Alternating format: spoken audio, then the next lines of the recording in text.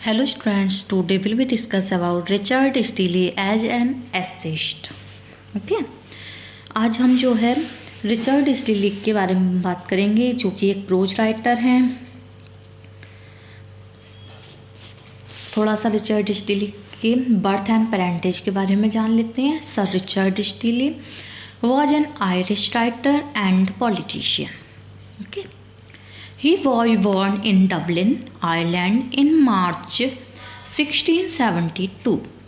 The exact date of his birth is not known, but he was baptized on March 12.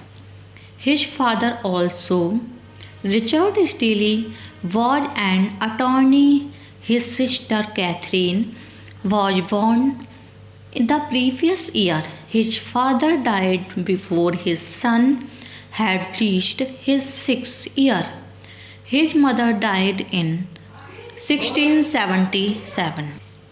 After the death of his parents, he was placed under the guardianship of his maternal uncle Henry, who was secretary and confidential agent to the Duke of Ormond. Okay. Next, a theme and interested Steele. Steele, like Addison, was a moralist at heart.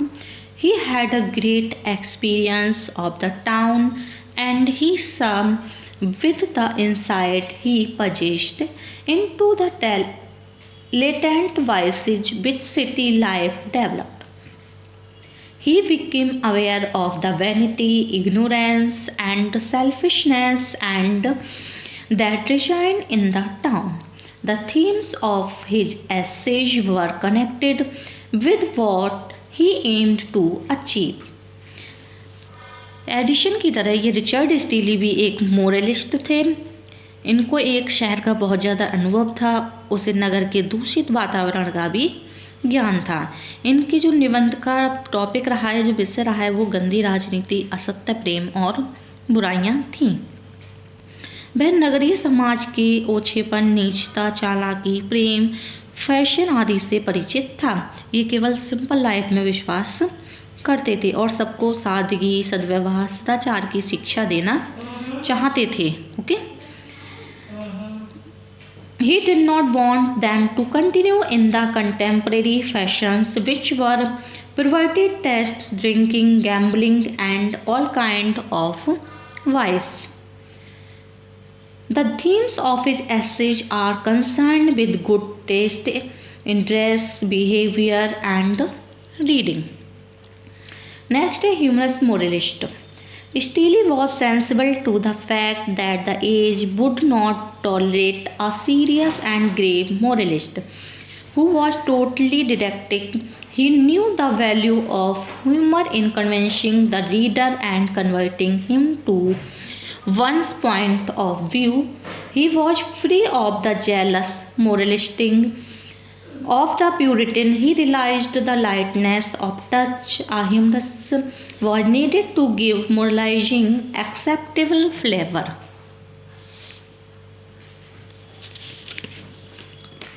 Steely को इस बात का ज्ञान था कि उनके युग में एक गंभीर प्रकृति के व्यक्तित्व को पढ़ना सहन नहीं करेंगे।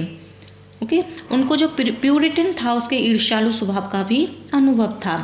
केवल ये हास्य तरीके से या सिंपल तरीके से बात किया करते थे। स्टीली बहुत ज़्यादा सिंपल, नम्र, नैतिकतापूर्ण ढंग से अपनी बात को कहते हैं। उनकी भाषा में मानवता होती है, शिष्टता और सत्यता भी होती है। उनके हृदय में लोगों के प्रति प्रेम है, उदारता है, और ये सब इनके ऐसे में भी दिखाई देती है। नेक्स्ट है originality. Steele possessed a touch of creative originality. He produced the Tatler as a result of his own idea. The work was original and friendly in style. It was Steele's creative imagination which led to the original establishment of the Spectator clubs. It was who made the first sketch of member of this club. It is true that it was Addison who developed these characters fully, but the original conceptions was Steele. Okay. इनकी जो steely के निबंध की मौलिकता थी, उनकी जो सोच थी, थिंकिंग थी, वो मौलिक थी। उन्होंने किसी भी लेखक की बात को कॉपी नहीं किया। जो उनके विचार हैं, जो उनकी थिंकिंग है, उनको ही इन्होंने अपने एस्से में लिखा है। टैटलर है जो कि इन्होंने अपने निजी विचारों को उसमें प्रस्तुत किया है, और इन्होंने स्पेक्टेटर क्लब की भी स्थापना की। स्टीली ने क्लब के जितने भी मेंबर थे उनका मौलिक वर्णन किया है, और जो कुछ भी स्पेक्टेटर क्लब के जितने भी मेंबर्स हैं सब में रियलिटी है। ओके, सबके कैरेक्टर को इन्होंने पूर्ण रूप से वास्तविकता में। नेक्स्ट हेडिंग है Steele's prose style.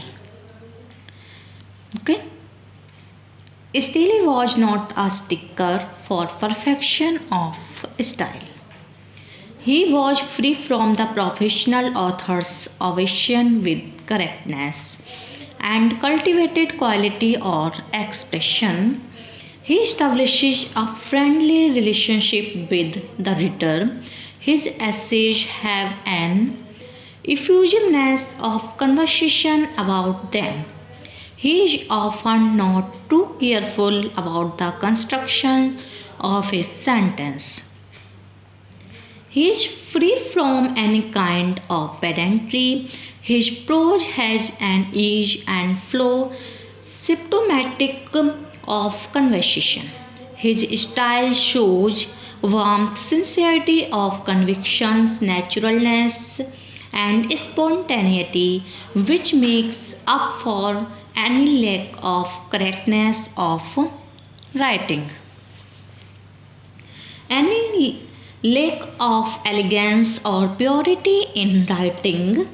Sometimes he is capable of writing pithy and compact epigrammatic sentences. He is also capable of writing pithy and gentle irony, as is evident in the essays of the club and Sir Rogers and Casters, as well as essays dealing with his disappointment in love. Okay.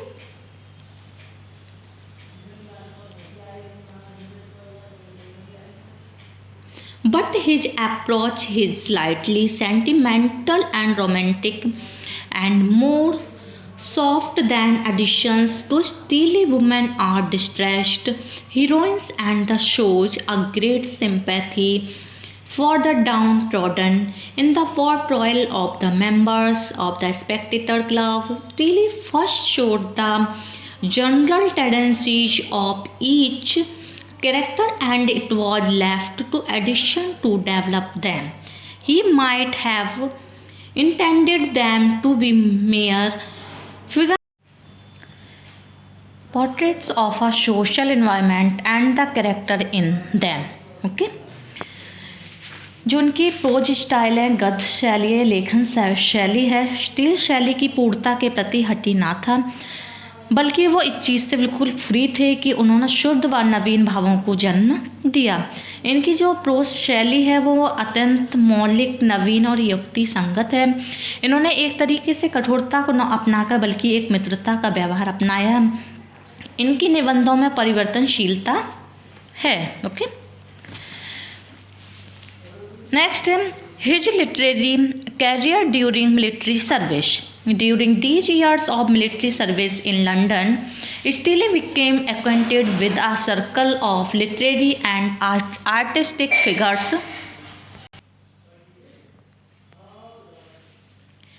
Steele became acquainted with a circle of literary and artistic figures, and he began to write his first comedy, The Funeral on Grief, a la mode, was performed successfully at Drury Lane Theatre in 1701.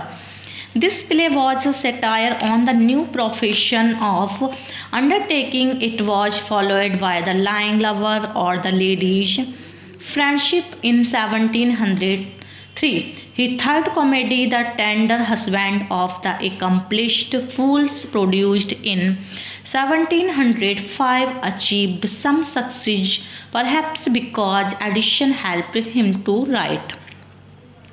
Next, his launching the paper Tatler. On April 12, 1709, Steele launched his own paper, The Tatler, to be published 3 times weekly, partly a newspaper and partly a journal of politics and of society events. The Tatler soon featured essays on general questions of manners, morality, and entertainment. The great majority of the Tatler issues were authored by Steele, addition writing about 46 by himself and about 36 in conjunction with Steele. The Tatler, though prosperous, discontinued publication for obscure reasons on Jan 2, 1711. Next, the appearance of the Spectator. The first issue of the Tatler's brilliant successor, The Spectator, appeared on March 1st, 1711. It was a joint venture of Steele and Addition. However, in this paper, as in the Tatler, Addition followed Steele's choice of subjects. The Steele-Addition literary partnership ranks as one of the most successful in the history of English literature. Both men were Whigs and sympathized with the moral attitudes of England's rapidly growing middle class. They differed greatly in temperament, Steele being impulsive and warm-hearted, and Addition restrained and sedate. The Spectator had a run of 555 daily numbers, discontinuing publication on December 6, 1712. Of this number, Steele authored about 240 issues. Next, his venture in the field of periodical journalism. Steele made many additional forays into periodical journalism, the most notable of these, some of which were purely political, were The Guardian, March 12, October 1st, 1713, The Englishman, and The Lover, which saw the publication of 40 essays by Steele. Okay. Last, his gaining political favors and his death. After the accession of George I to the English throne in 1714, Steele obtained a number of political favors. In 1715, he was knighted and was elected to Parliament. Steele's intemperance gradually undermined his health, and he suffered from gout for many years. He was badly broken in his health. Steele died at Carmarthen Wells on September 1st, 1729. Okay. Thank you for watching.